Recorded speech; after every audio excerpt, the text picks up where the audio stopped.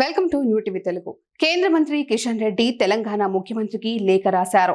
రాష్ట్రంలోని వివిధ జాతీయ రహదారి ప్రాజెక్టుల నిర్మాణానికి అవసరమైన భూసేకరణ ప్రక్రియను వేగవంతం చేయాలని కోరారు.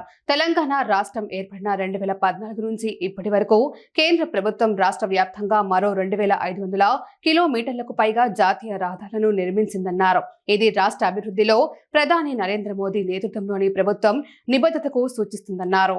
ప్రస్తుతం 12,619 కోట్ల రూపాయల వ్యయంతో 691.52 కిలోమీటర్ల పొడవును నిర్మించనున్న లేదా నిర్మించబడుతున్న 16 జాతీయ రహదారి ప్రాజెక్టులు వివిధ దశల్లో ఉన్నాయని కిషన్ రెడ్డి తన లేఖలో తెలిపారు.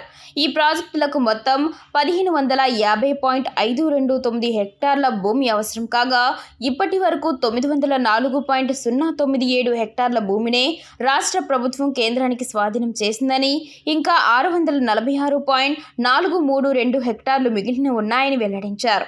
ఇలాంటి ప్రాజెక్టులు పూర్తయితే రాష్ట్ర వ్యాప్తంగా రవాణా వ్యవస్థ మెరుగుపడి పారిశ్రామిక అభివృద్ధి, ట్రాఫిక్ సమస్యలు తగ్గుతాయని కేంద్ర మంత్రి కిషన్ రెడ్డి చెప్పారు. రాష్ట్రంలోని 33 జిల్లాల్లో 32 జిల్లాలను జాతీయ రహదారులతో అనుసంధించిన ఘనత మోడీ ప్రభుత్వానిదేనని అన్నారు.